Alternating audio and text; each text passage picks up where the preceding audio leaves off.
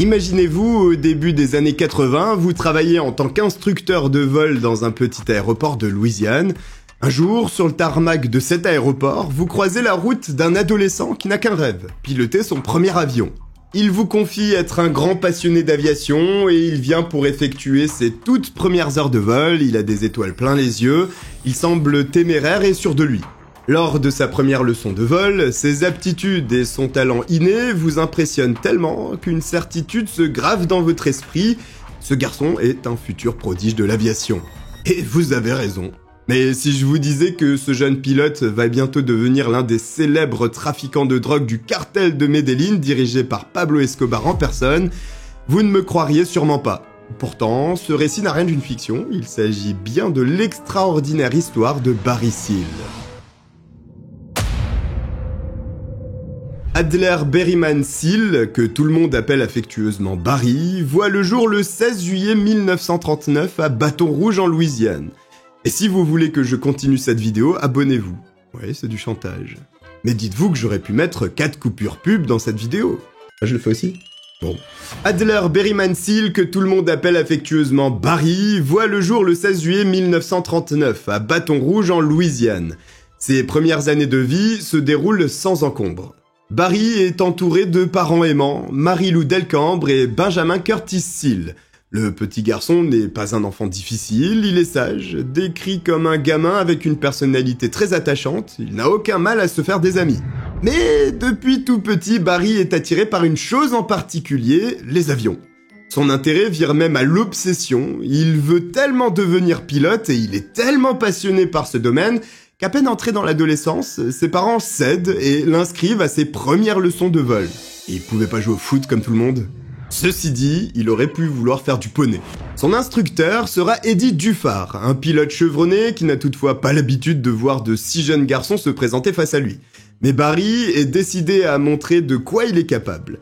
Il ne s'est jamais installé dans le cockpit d'un avion, certes, mais il est du genre téméraire et surtout, il sait qu'il est fait pour piloter. Et Barry ne s'est pas trompé. Eddie, son instructeur, est bien obligé de reconnaître qu'il se débrouille aussi bien, voire mieux, que la plupart des pilotes expérimentés qu'il a pu côtoyer jusqu'ici. Tant et si bien qu'au bout d'à peine 8 heures de vol, ce n'est pas beaucoup, hein, Eddie a la certitude qu'il peut laisser Barry seul aux commandes d'un avion. Bon, on est dans les années 50. Vous savez qu'à cette période, ils sont un peu... voilà. Il suffit de regarder les autres vidéos, hein.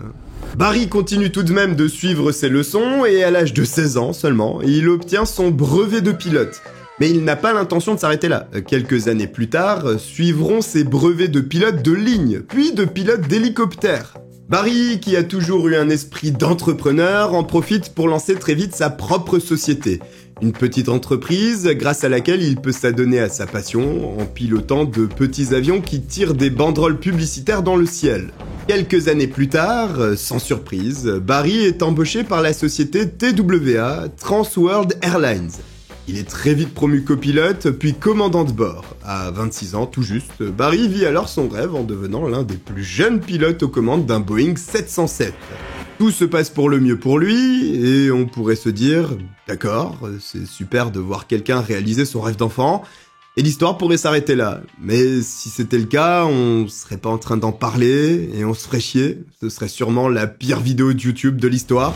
Parce que oui, Barry, notre champion de l'aviation, n'est pas qu'un type sympa et marrant que tous ses collègues adorent. Il est aussi casse-cou, ambitieux, et peut-être même qu'il a les yeux plus gros que le ventre. Ce qui va le conduire dans une situation plutôt délicate en 1972, lorsqu'il se fait arrêter par le service des douanes américaines, alors qu'il s'apprête à décoller à bord d'un avion transportant une cargaison de 600 kg d'explosifs C4 à destination du Mexique. Barry ne pensait certainement pas se faire prendre en acceptant de participer à ce trafic d'explosifs. Pourtant, il n'a pas hésité à envoyer un faux arrêt maladie à la compagnie TWA, son employeur, afin de se libérer du temps pour son activité illégale.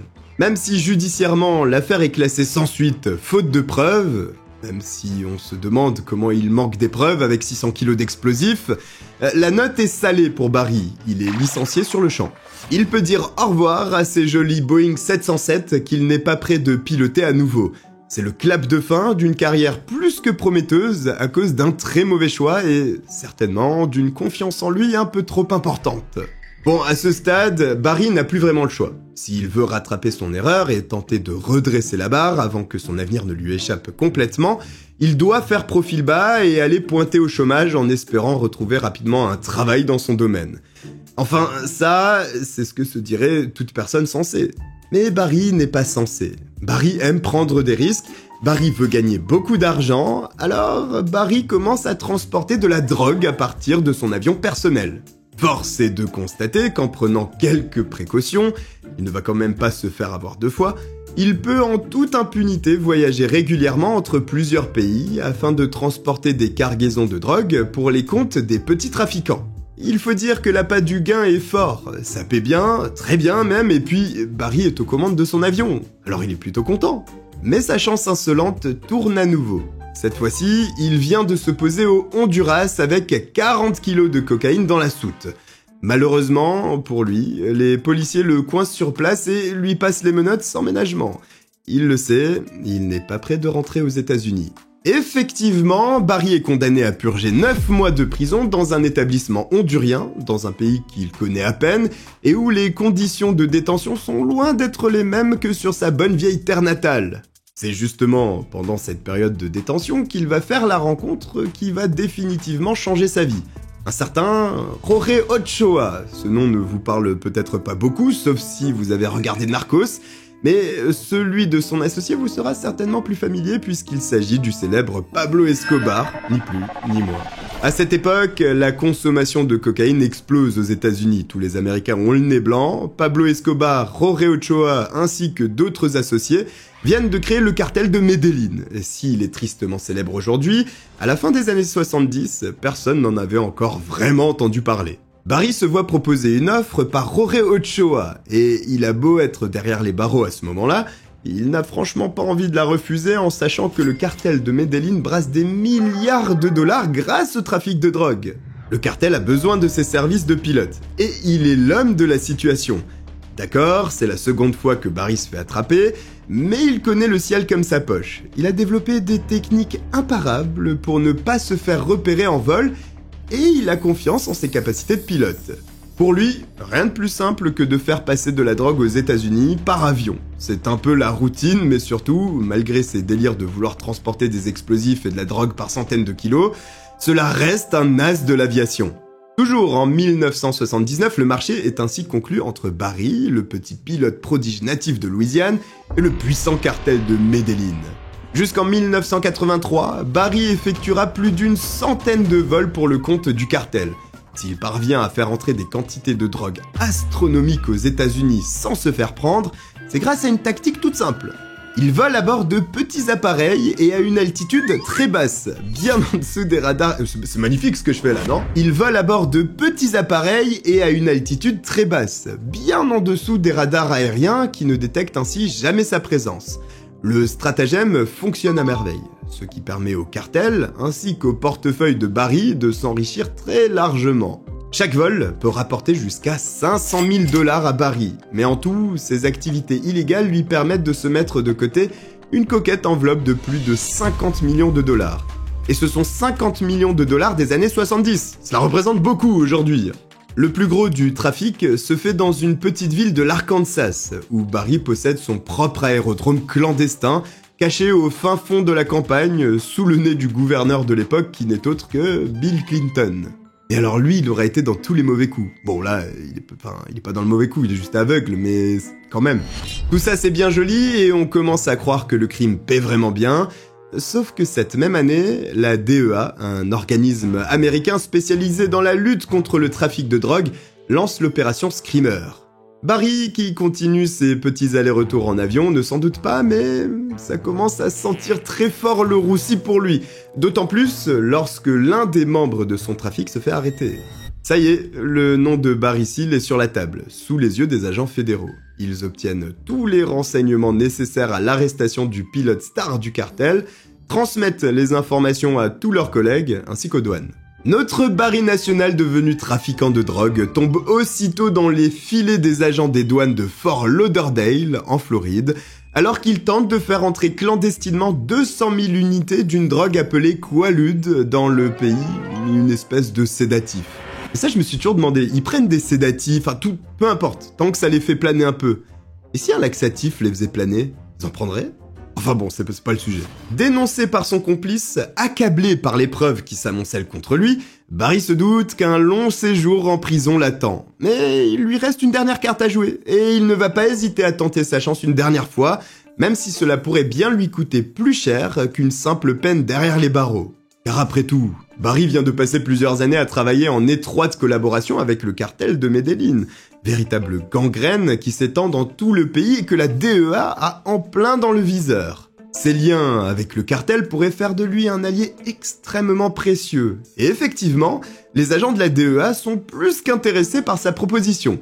Mais pour retourner sa veste, Barry exige en retour qu'aucune peine de prison soit prononcée à son encontre. Il est invité à une réunion avec le groupe anti-drogue du vice-président George W. Bush, où il tente par tous les moyens de convaincre les agents de sa valeur en tant qu'informateur. Et finalement, la DEA accepte sa proposition. Il faut dire qu'une poucave de ce genre, ce n'est pas tous les jours que la DEA en trouve. C'est ainsi qu'en 1984, après avoir été l'un des plus importants trafiquants de drogue du pays, Barry Seal devient l'informateur officiel de la DEA et aussi le témoin le plus important dans l'histoire de l'agence de lutte contre la drogue américaine. Grâce à lui et à ses nombreuses missions d'infiltration, beaucoup de membres du cartel vont se voir passer les menottes. Il contribue notamment à l'arrestation de 17 membres du gang en témoignant lors de 3 procès d'importance. Pablo Escobar et Jorge Ochoa sont même sous le coup d'inculpations qui n'auraient jamais existé sans la coopération de Barry. Peu de temps après, Ochoa est arrêté en Espagne grâce à un mandat américain délivré contre lui. Barry collabore une nouvelle fois avec les agents de la DEA afin de faire extrader Ochoa. Mais la pression du cartel est trop forte, et Jorge Ochoa n'est finalement pas extradé vers les États-Unis. Ce sont ce genre de personnes que Barry n'a pas hésité à balancer. Il prend des risques, il n'est pas dupe, et ça n'a rien à voir avec le fait de s'amuser à passer sous les radars américains avec son petit avion de tourisme. Pourtant, il se donne corps et âme pour sa mission, s'apprêtant même à se rendre au Mexique afin de capturer Pablo Escobar avec l'aide de la DEA. Mais Barry a beau être prudent, sa couverture est dévoilée le 17 juillet 1984 lorsqu'un article paraît en première page du Washington Times révélant à demi-mot qu'il est en réalité un agent du gouvernement. Évidemment, la mission destinée à appréhender Escobar est immédiatement annulée, et pour sa sécurité, Barry reste sur le territoire américain, en refusant cependant de bénéficier du programme de protection des témoins, qui n'est pas le truc le plus intelligent, on va dire. Sauf que Jorge Ochoa a immédiatement été averti de cette révélation, et un contrat de 500 000 $ est d'ores et déjà sur la tête de Barry. Le 19 février 1986 à 18h, Barry stationne sa Cadillac blanche sur une place de parking à Baton Rouge, devant le bâtiment de l'Armée du Salut. Il ouvre sa portière pour sortir de son véhicule, mais avant qu'il ne puisse poser le pied au sol, un tireur embusqué se précipite pour lui tirer dessus à bout portant avec un pistolet mitrailleur, avant de sauter dans une voiture qui l'attendait non loin. L'assassin, d'origine colombienne, comme par hasard, est arrêté peu de temps après par la police alors qu'il tente de quitter l'État avec 2 autres hommes. Il avouera, lui, ainsi que ses 2 complices, avoir été envoyés par le cartel de Medellín dans le but de tuer Barry Seal. Les 3 accusés évitent la peine de mort de justesse. Ils sont tout de même condamnés à purger une peine de prison à perpétuité pour le meurtre de Barry, qui s'en est allé tragiquement à l'âge de 46 ans. Mais son incroyable histoire restera dans les mémoires et sera même transposée sur grand écran en 2017 avec le film Barry Seal American Traffic, en mettant en vedette Tom Cruise dans le rôle de Barry Seal. Et vraiment, je vous conseille d'aller voir ce film, il est vraiment cool. Et si vous avez trouvé cette histoire intéressante et qu'elle vous a plu, écrivez Barry en commentaire, n'hésitez pas à vous abonner et à liker aussi. Je vous remercie de m'avoir regardé, on se dit à très bientôt pour une nouvelle histoire. Bye.